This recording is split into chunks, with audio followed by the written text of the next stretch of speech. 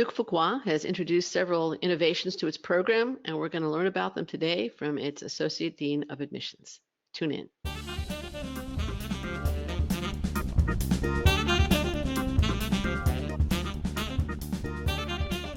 Welcome to the 335th episode of Admissions Straight Talk, Accepted's podcast dedicated to graduate admissions and helping you approach the application process thoughtfully and successfully. I'm Linda Abraham, the host of this podcast and the founder of Accepted. My mission and passion is to help you show that you both fit in at your target schools and are a standout in the applicant pool. The result, you get a message one day that causes you to jump up and down shouting, "Yes, I'm in," and not only in, but in at the best program for you. It gives me great pleasure to welcome back to Admissions Straight Talk, Shari Hubert, Associate Dean of Admissions at Duke University's Fuqua School of Business. Shari earned her bachelor's at Dartmouth, her MBA at Harvard. She worked at several elite companies and in 2009 became the Director of Recruitment for the Peace Corps. In 2012, she returned to the MBA world when she became the Associate Dean of MBA Admissions for Georgetown McDonough, and she joined Duke Fuqua almost exactly 2 years ago as Associate Dean of Admissions, and that was in October 2017. Shari, welcome to Admissions Straight Talk. Oh, thanks so much, Linda. It's so great to be back. I can't believe it's been 2 years, right? I was thinking the exact same thing. I can't believe it's 2 years, right? But I'm so pleased that you can join us today. Yeah, a lot has happened within the 2 years, so I'm excited to be able to share that with your audience. Great. So Fuqua recently announced a curriculum redesign with three main changes or three main goals. What are they, and how will this affect the class of entering, in 2020, and class of 2022? Sure, yeah. So, at Fuqua, we're continuously trying to look for ways to remain relevant, right, as well as respond to industry needs and our students' needs. And with this particular in the type of landscape that we find ourselves in from a business perspective, it's much more challenging environment for business. There are more polarizing kinds of issues that leaders have to contend with around difference and the openness to difference. And so we really found, after talking to our students and our alumni in terms of their needs, really a need for greater emphasis on how do you develop yourself as a leader so that you're able to move an entire team or an organization towards a common purpose in light of some of the more challenging aspects of business today. And in order to do that, what we thought was, it's been long a part of Fuqua in terms of Team Fuqua and being able to draw out the strengths in others. It's always been a part of our culture. We've always been focused on innovation, but we really wanted to be very intentional about developing those skill sets within our students and equipping them so that they have these new types of leadership skill sets. And so there are three main themes. We decided to enhance our curriculum in order to be very intentional about it.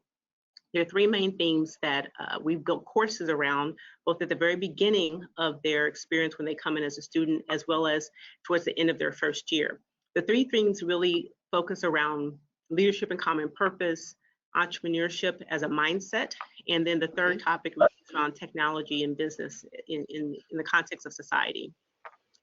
Those three themes are woven into what we call our Summer Institute. So that was formerly known as the Global Institute, but it's really at the time, right after orientation, the entire incoming class in our daytime program comes together for a 3-week course. It really is the beginning of their MBA experience. It provides a level setting experience, gives them a taste of what they're going to be experiencing throughout their core. And there are three primary courses that we will be introducing them to. One is called Leadership, Ethics, and Organizations, and it's always LEO, we call it for short. It's always been a part of that institute, that first summer experience.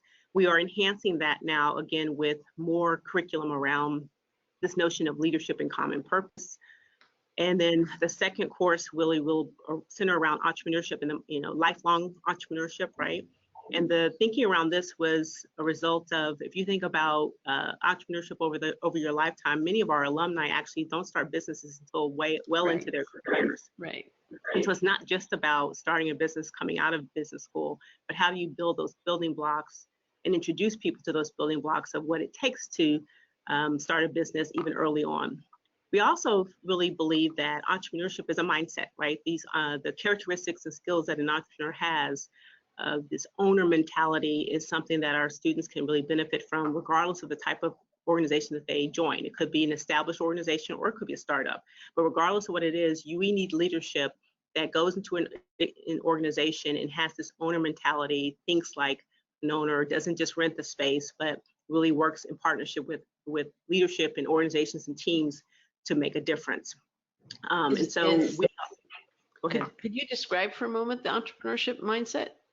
I mean, define it a little bit. So part of it is being an owner. Yeah, I got that part, but right. So it's really this notion of thinking about, resiliency and innovation and creativity, and how do you create that kind of a spirit within an individual, regardless of, and in your organization and on your teams, regardless of the type of institutions that you're a part of, right? And so you can, business is very complex, right? There are huge issues that we didn't necessarily have to contend with years ago, that technology-driven transformation that our leaders have to now contend with. And so if you think about the skill sets of someone who goes into an organization and from scratch creates new ideas, can mobilize teams, has resiliency, thinks like they really own owning the idea, owning the problems, the good and the bad. Those are the kinds of skill sets that we think make for good leadership, regardless of the type of organization you go into. It's not just about entrepreneur. Doesn't just mean you're going to start up a company. You can have an entrepreneurial mindset even within an established organization. And as leaders and organizations, they look for talent probably that have much more of this entrepreneurial mindset coming into their institutions, right? As opposed to people who just think they're going to come for a couple of years, not really owning the issues and the problems, and investing in the business in the way that an entrepreneur would, right? If you own that yourself, if your sweat equity is going into your own startup, your mindset is a very different way of thinking in terms of how you conduct business and the types of investment you make and commitment that you make to the organization. I think it's also an openness to opportunity. It's an openness to opportunity as opposed to just kind of doing what you're assigned or fulfilling your tasks and responsibilities. Right, take an initiative. And so that's the second course. And then the third course really is focused around, again, given that technology really is pervasive both in our personal lives and our professional lives, there's no shortage of data and people to kind of analyze the data, right? What's in short supply is really leadership around how do you take the information and make the right types of decisions, make informed decisions. And so we're really thinking about how do we build leaders that understand that technology will transform the way in which we work, the types of businesses that we're a part of, but do it in a way that also does it from an ethical perspective. It doesn't leave individual populations and communities behind, right? And there should be a way to create innovation and be innovative, leveraging technology without necessarily not having opportunity created for society at the same time. And so this particular course really helps to have our students understand the importance of technology, but doing it in a way that's ethical, managing technology, but doing it in a way that's ethical, but also equipping them with the types of situations that they may encounter. It doesn't give them the answers, but it creates these scenarios where they can think through how would they manage or how would they lead, what kinds of decisions would they make if they were in the situation as a leader, our decisions. So if I were to try and summarize it and make sure I understand what the three main changes are, one is more effective communications. That would be, collaboration, more effective communication, which a leader definitely requires. I mean, it's mandatory. The second one would be this entrepreneurial ownership mindset. And the third one would be ethical and effective use of data. Or technology, right? Yeah. Or technology, right. Technology and data, and the data that technology produces, basically what we're talking about. Exactly, yeah. And then, so they start off with that, those courses, those then get woven in throughout their core and through electives. But then before they go off to their summer internship, we bring them back together in a course, kind of a capstone course called, and it still allows them to now regroup and think about leadership and, towards a common purpose in a divided world, right? But at this point in the game, right, it's been a full year. They're about to embark on their internships. There's more trust built within their community as students. And so we think that they're going to have even more courageous conversations, right? So it's taking that concept and notion of how do you mobilize toward teams towards a common purpose amongst difference to the next level, because you need to have these courageous conversations. And so readdressing that issue at the end of their first year, one will allow them hopefully to be more effective when they go out in their internships and they go into these organizations and they're having to interact with teams of people that they haven't met, or they're having to demonstrate an impact very quickly, right? Hopefully they're going to be much more effective in being able to do that in a way that we think demonstrates our culture, right? So, you've heard our dean talk about the kind of leader that we believe is needed is the leader, not just smart and empathetic, but also decent, right? And so, woven into this course and some of our common purpose course is really not just being an effective leader from a communication perspective, but also being an effective leader in terms of your decency, right? Thinking about the people that you are put in, having to manage, and making sure that their voices are heard, that their strengths are drawn out so that they can contribute fully and wholeheartedly. It seems like, one of the, to me personally, this has nothing to do with admissions, one of the most tragic aspects of societal change in the last, few decades has been the loss of the ability to disagree agreeably. Mm-hmm. Mm-hmm. And I think that's crucial in order for leaders to have input from a variety of perspectives. People have to feel like they're not going to be put down, have their name called, attacked. That's right. If they state an opinion that isn't popular or isn't mainstream. Mm-hmm. Mm-hmm. Now, from the press releases that I saw about the changes in the curriculum, that seemed to be part of it. Am I wrong? Or no, you're absolutely right. Right. When we think about the complexity of business, it's really centered around the polarization that happens in the workforce many times, right? Right. It's a direction of society. The workforce is society. Exactly. That is a function of what's happening in society as well. And so, from an admissions perspective, we're of course looking for people who have that potential to understand and really embrace diversity and difference. But then we also know that it's not enough to talk about it, but we really need to equip our students with the skills and abilities to navigate that. And so that's really why we said, what, let's create courses that really focus on some of the larger contextual problems and challenges that are happening around business and kind of businesses' ability or inability to really have a positive impact on society, right? And then let's also make sure that our students are equipped, knowing that they're going to go back into these organizations, having to navigate these hard strategic business decisions, but also even more so having to manage diverse teams in order to accomplish a common goal, right? A common organizational goal. Right. Now let's move to another change that I've been reading about at Duke Fuqua, and that is the accelerated MBA program. How is that going to work, and who is it for? Yeah, sure. So the Accelerated MBA program is a program that I think there's a couple of different benefits, right? So first of all, for our master's, the program itself is a one-year MBA specifically for individuals who already have a master's in management or either a master's of management studies degree from Fuqua or who have a master's in management degree or equivalent from another institution. And so it really is this notion of there are individuals who, have studied, developed the core competencies around business in their particular master's program, but are still looking for that additional leadership capability, credentialing, the MBA, right, to further advance their careers, but want to do so in a way that's accelerated, which makes sense. Sure. Not everybody has the capability or interest even in taking 2 years out of the workforce. And some people want to really continue down the path that they're continuing, but they want the additional credentialing or skill development.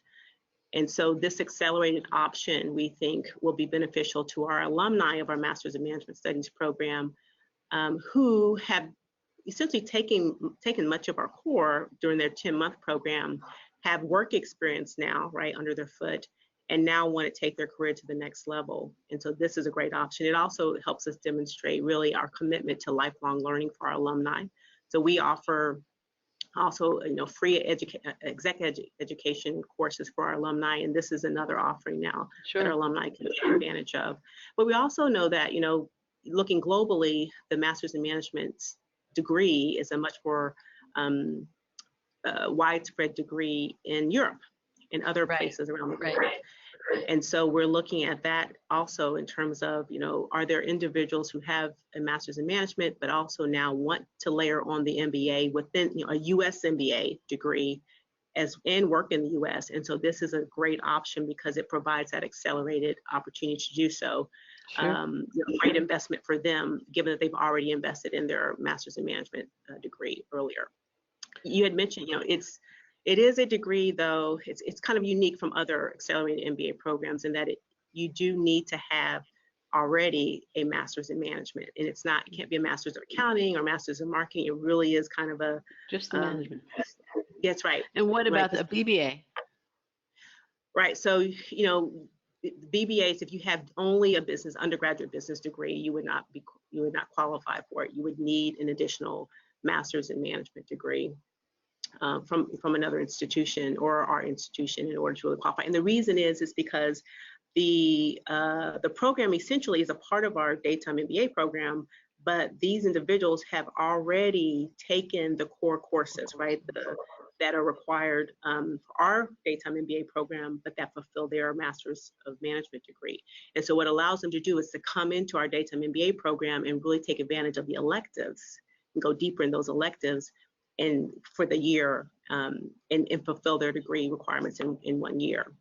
And when would they start in the calendar? When would they start the program? So they start with the incoming daytime individuals. They still are taking part in the Summer Institute in the new curriculum that I was telling you about. But what they don't do, once our daytime MBA students would start their core curriculum, these our accelerated MBA students are now taking elective courses with the second year students, right? So there's no internship. There's no internship with the. Exactly. So again, it's the kind of degree where, and that's another reason why this is a degree where the individuals should look very similar to the daytime MBA students, right? They have, on average 5.5 years work experience. They are in careers or functions where they've been able to do well in. And so it's not as if they may not want to take advantage of and change companies, but they don't need the internship in order to do it, right? So their requisite business experience with the degree would allow them to be competitive in a full-time job market, recruitment. Do you anticipate any of them doing the internship following the MBA, like the summer after the year, or not? Probably I know not. somewhere in your programs do have that. To do internships after the degree? Some 1-year MBA programs. Oh, some 1-year MBA programs, not at Fuqua. But we anticipate them still, either going back into their current company. Maybe it is a new company, but they're only changing functions, right? Or they're changing industry, and they're really leveraging that prior work experience. It's probably not for someone who needs the internship to do a full-scale change in career. Got it. Because there really wouldn't be, tons of resources to be able to support someone doing an internship after having graduated, right? I mean, really, they would be participating in the full-time job search process that every other second-year MBA student does. Got it. They'd be on the same timeline. Yeah. All right. Understood. All right. Great. It sounds like a really wonderful opportunity. Wasn't Duke the first Master's in Management program in the U.S.? One year Master's in Management, was it? I don't know. That's a good question. I'm not certain. I think so. I mean, I'm not positive, but that's what I remember. You can ask. Okay, great. Okay. Yeah. Yeah. Now, Duke is extending the MSTeM track from the MMS program to the MBA. Can you describe that track? And is now the MBA, the participants in the MSTeM track in the MBA, is that going to be a STEM certified program for visa purposes? Okay, so I think you had said it the other way around. So we had for 2 years. Okay, I got it backwards. Right. The STEM in MBA, and we were one of the first top programs to have a STEM designation as part of our daytime MBA. Now other schools have followed suit. but we've actually now translated that opportunity to our MMS, our Masters of Management Studies program, that has a STEM track, and that's new for this year.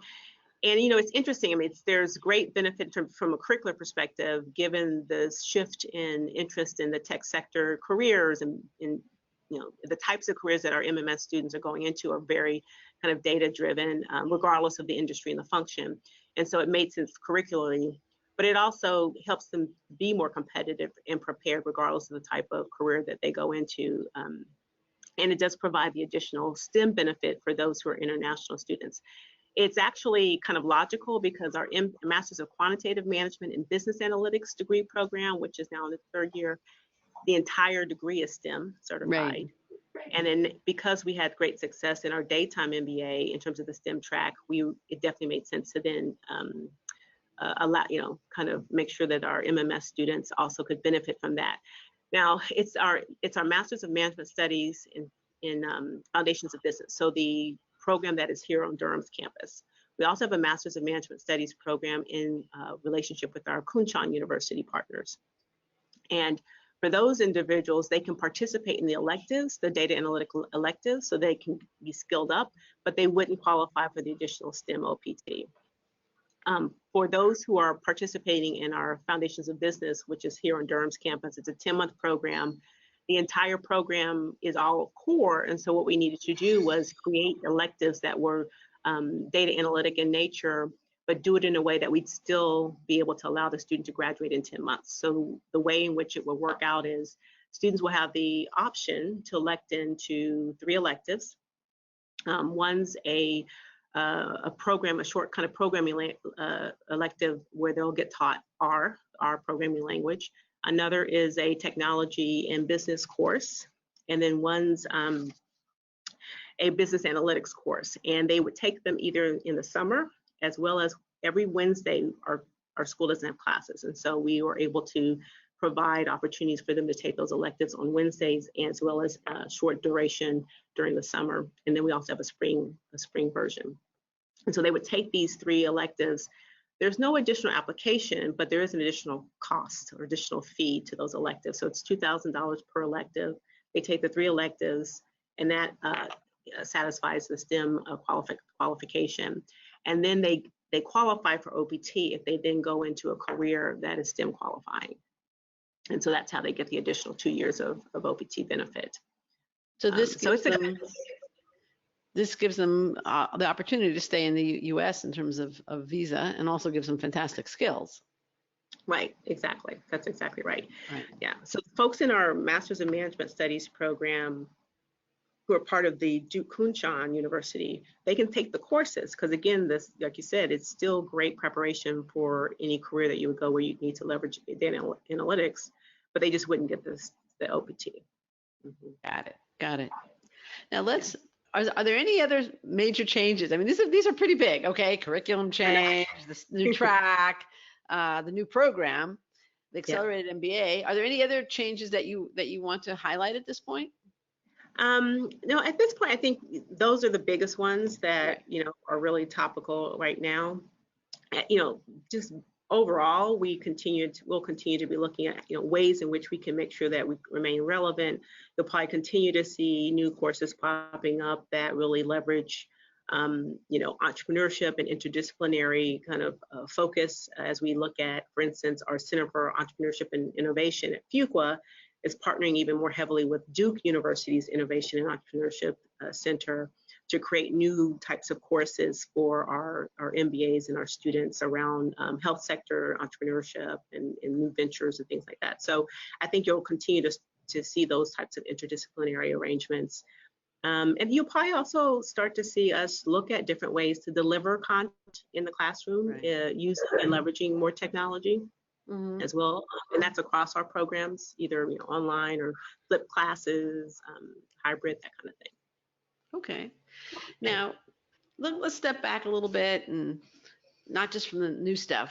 What do you wish as admissions dean? What do you wish more people knew about Duke Fuqua? Yeah. That's a good question. So I feel like, unless you're able to come here and visit us or you've really gotten to know our community, I think people have a misconception about Fuqua and our existence here in Durham. And I feel like for students who are pursuing their MBA, Durham is a wonderful place, right? You get the best of both worlds. It's a community that is vibrant and growing. It's a American mid-sized town. Great climate, inexpensive cost of living, but yet you're not compromising on access, right? So 60% of our daytime MBA graduates last year ended up on the West Coast or in Mid-Atlantic Northeast, and that's not always well known. But yet, during their 2-year experience, there's this wonderful community and supportive community. Durham itself, I think, is not as well understood and known.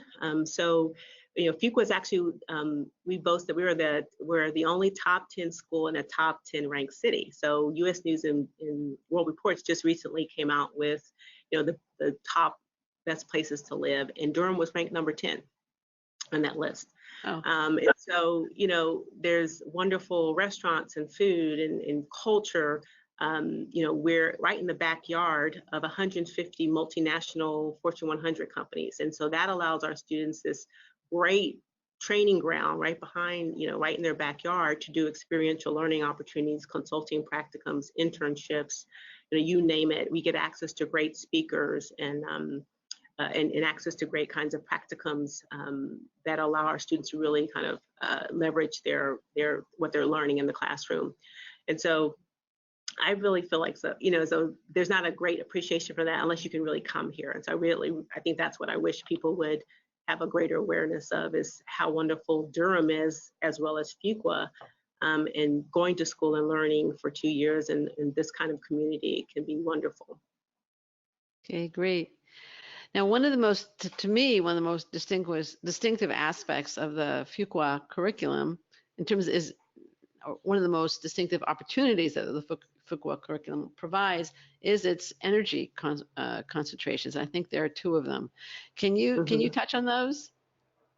Sure. So, we see that students, they want to combine the tools that they're learning in business, as well as, employ them, deploy them, and apply them in a context of solving challenges that are, big global challenges. And energy and environmental sustainability are at the top of the list. And so the energy and environment concentration and the energy finance concentration really allow our students to develop kind of specialized expertise, or go deeper in their knowledge base, so that they're more equipped to then be competitive in the marketplace and to help companies, work through or think through or lead through energy transition, or help navigate environmental sustainability challenges within a corporation, or help identify clean technologies from an investment perspective. The courses are very interdisciplinary in terms of how to fulfill those concentrations. It's very interdisciplinary as well as experiential, right? And so the courses can be taken. There's a mix of courses that satisfy those concentrations that can be taken at Fuqua, as well as at the Nicholas School of Environment, or the Law School, the Public Policy School. There are opportunities for you to get course credit towards that concentration, where you're actually serving as a consultant to energy companies in the area. So again, very experiential. So a lot of different ways to satisfy the concentration, but it gives our students, really, much more subject matter expertise in these particular fields that are extremely popular right now. I would also say that, the types of careers that our students are going into, really cool companies are hiring students who have this kind of skill set. Tesla recruits our students. SunPower, there's a Next Era Energy. From a sustainability perspective, we're finding students go into sustainability roles at places like Nike and Amazon and Facebook, Levi Strauss. We have our center that's focused on energy in global development, but we also have a sector director and a career management center who also works with our students to help them identify companies and opportunities in this space.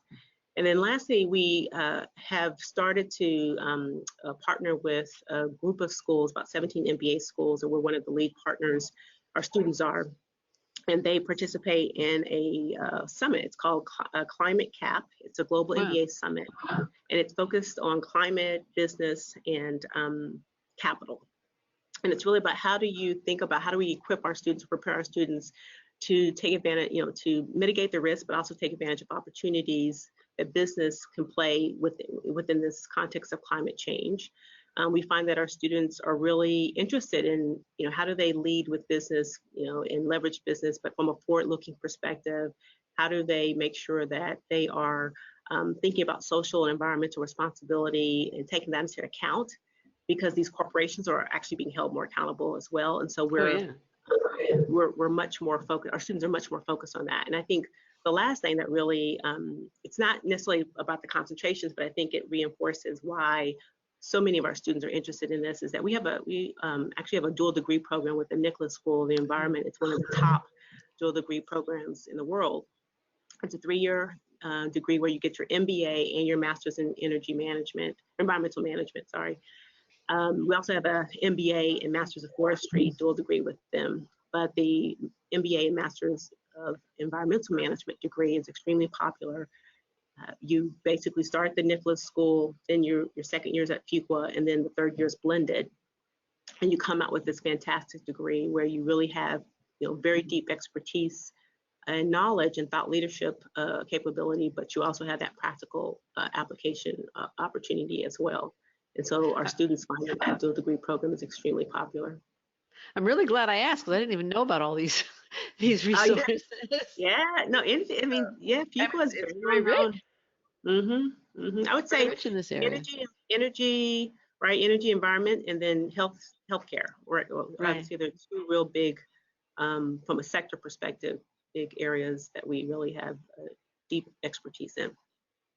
What do you see as the biggest challenge applicants face in presenting a compelling case for acceptance to Duke Fuqua?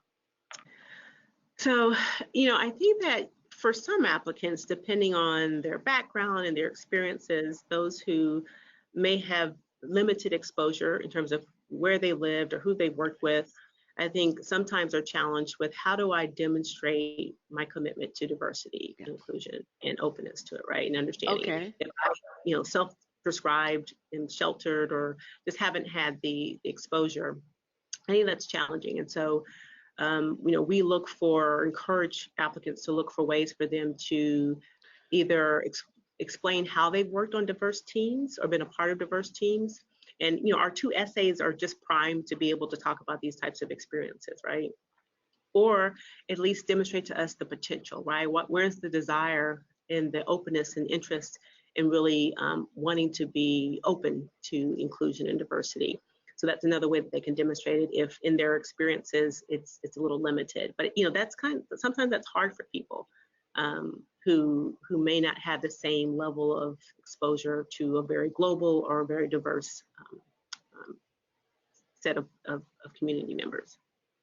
But it's extremely important, right, especially to our culture. It's something that, in terms of how people experience Fuqua, the whole notion of being able to build and bring out the strengths in others, and to really champion diversity and champion difference. Like, we really appreciate difference. At least those are the kind of students we want, who appreciate difference and don't back away from it, right?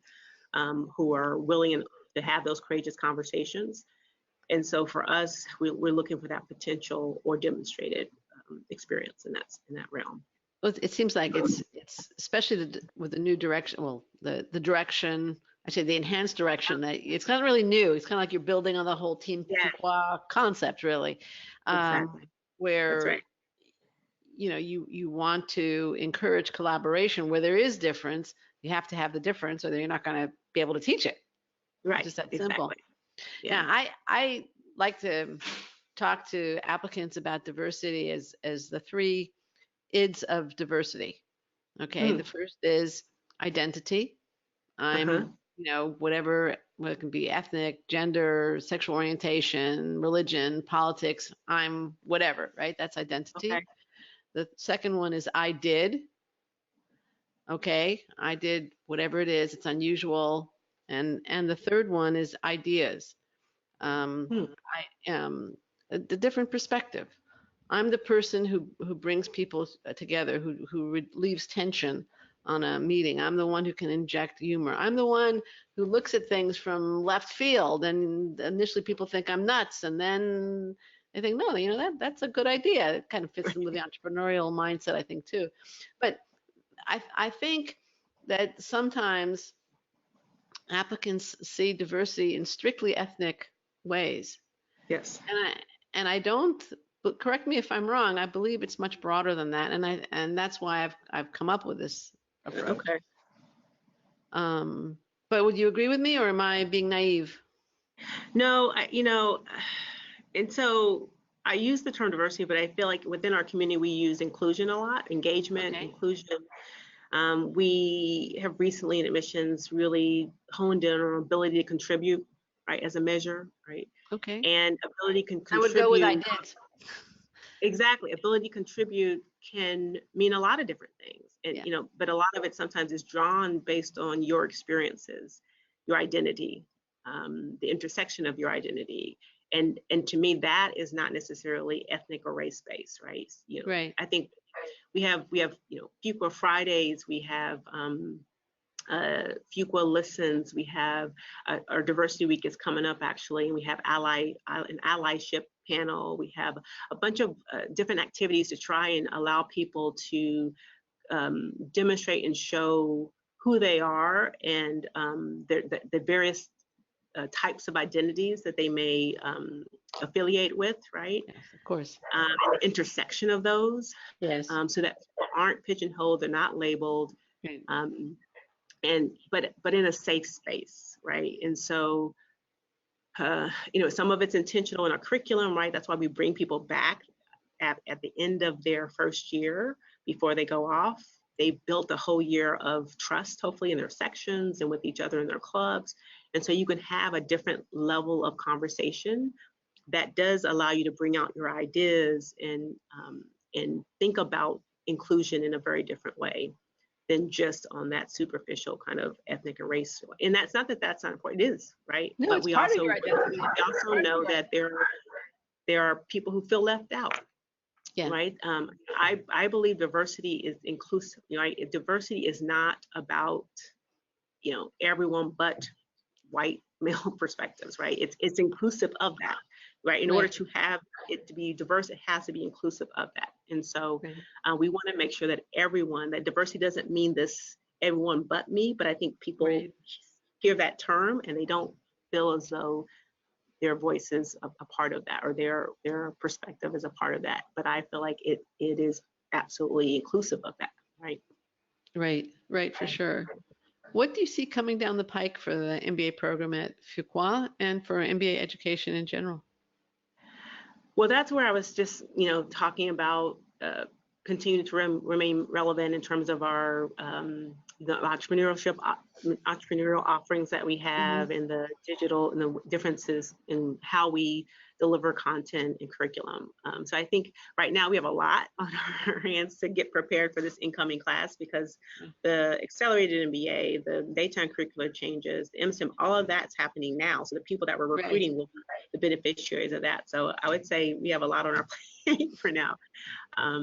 But yeah, I think, in terms of MBA education in general, I think you'll find that more flexibility,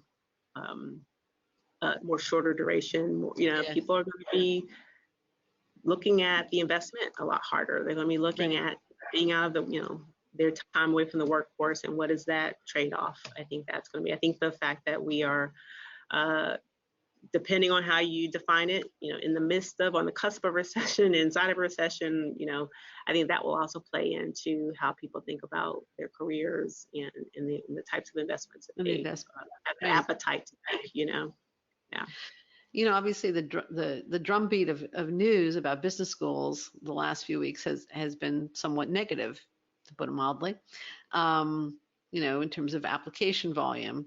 And there was an article in the Wall Street Journal, is the MBA worth it? I'm sure you saw that. I actually think that if somebody determines they need an MBA, it's a great time to apply. No, I agree. It's like buying a house when the market's down. Well, look, the way I'll address that is I do think that you will, because of the landscape, because Yeah. applications are down, I think you're going to see, and you have, right, more schools reaching out, recruitment, increasing their levels of recruitment and outreach and communication that, hey, we're And here. financial aid. Yeah, we're welcoming, right? Financial aid is that exactly. Now, I don't necessarily know that that can be translated into, oh, it's easier to get in, right? Because I think that, I know at least for Fuqua, we still are very much committed to making sure that our program is selective and that we are identifying those applicants and students who have that right mix of IQ, EQ, and DQ, right? Because at the end of the day. What's the DQ? Oh, okay, you don't know. So, no, the so data. we talk about triple threat leadership here. And, okay. Because IQ, EQ, I got. DQ is that data? DQ is decency. Ah, Yes. very nice. That, nice. I mean, in order to be able to harness the strengths in others and bring that out and have people mobilize towards a common purpose and to, manage and navigate through levels of difference, right? You need someone who's decent. You need someone who cares about their team, who wants to bring out the best in others. How does that difference from EQ? Huh? EQ. So EQ, right? So EQ is empathy. How do they right? differ? So we talk about being empathetic, being able to communicate, right? Being able to understand and regulate your emotions to someone else's emotions. But you can also envision someone who's very smart, right? Who has the IQ. Manipulative. Very good. Exactly. Right. Okay. Right. So okay. And that's where the DQ comes in. Got it. And that makes sense. That's right. What would you have liked me to ask you? So, it's funny. I mean, we kind of ended up talking about this, but what is Fuqua doing around diversity and inclusion? There's also, you talked about, there's lots of talk in media around the MBA and the value of the MBA, but there's also a lot of, great news about what's happening on the gender front, right? With many more business schools seeing increases in women. And so I'm really excited that at Fuqua, we as well are very excited about what's happening. I looked at all of our programs, and across all the degree programs, we're around 48% in terms of student representation. Our MMS, 53%. Our MQM program is 56%. Our global executive program is 47%. Our daytime MBA is 43%. And then our weekend executive MBA is 30%. And, when I look at leadership, right, so I'm a big believer that community begets community. And so, on the admissions front, we're doing so much to try and encourage more women to think about and pursue their MBA, and then making sure that they know that Fuqua is a place that they can flourish. But once you get in here, you also have to be supported, right? And prospective women have to see that current students are really being able to make a mark and have an impact. And so when I look at our sections, we have 6 sections in our daytime MBA program, and I'm really proud that this year, 5 of those 6 sections are led by women. When I look at our MBA Student Governance Association, the co-president for the past 2 years has been a woman. And so really true leadership at the top in terms of what they're able to do for their classmates and peers. We have a VP of diversity position on our Student Government Association that is held by a woman. And she actually is creating diversity representatives in each section as well. And she's a strong, strong advocate for people with unique abilities because she's blind. We have women, we just, our Center for the Advancement of Social Entrepreneurship and the KSI 3, which is more of their social impact arm, they just graduated a cohort of about 20 women with certificates who are focused on investing in social impact initiatives that affect women and girls, right? And, we have a very strong association of women in business, and they have a very strong partnership with our male allies. We have over 100 male allies, male students who are passionate about these issues. And so I'm really encouraged by a lot of what I'm seeing inside the community, in addition to what we're trying to do to draw more people. One of the things you mentioned scholarships, and that's huge. That is huge. And it's enormous. We're a big supporter of the Forte Foundation. I'm a big believer in the work that they do. And we've seen a big increase. Well, initiated a big, made sure there's a big increase in the types of scholarships, the number of scholarships, Forte fellowships that we've given. And so when I look across our daytime MBA program and our executive MBA program, we have over 230 Forte fellows at Fuqua. Wow, that's a lot. That's a lot. So we've really made a large commitment to ensuring that there are, as few barriers as we possibly can, right, have in terms of ensuring that women feel like they belong here and have the opportunity and access. Wonderful. Shari, I want to thank you so much for joining me today. Where can listeners and potential applicants learn more about Duke Fuqua's MBA program?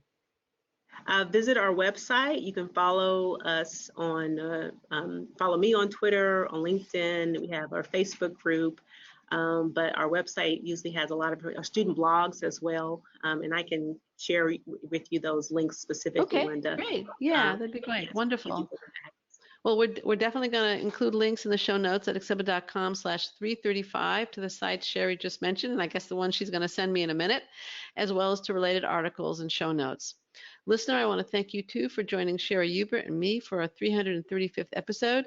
If you find this show worthwhile, I have a suggestion for you. Tell your MBA applicant friends. They'll thank you, and so do I.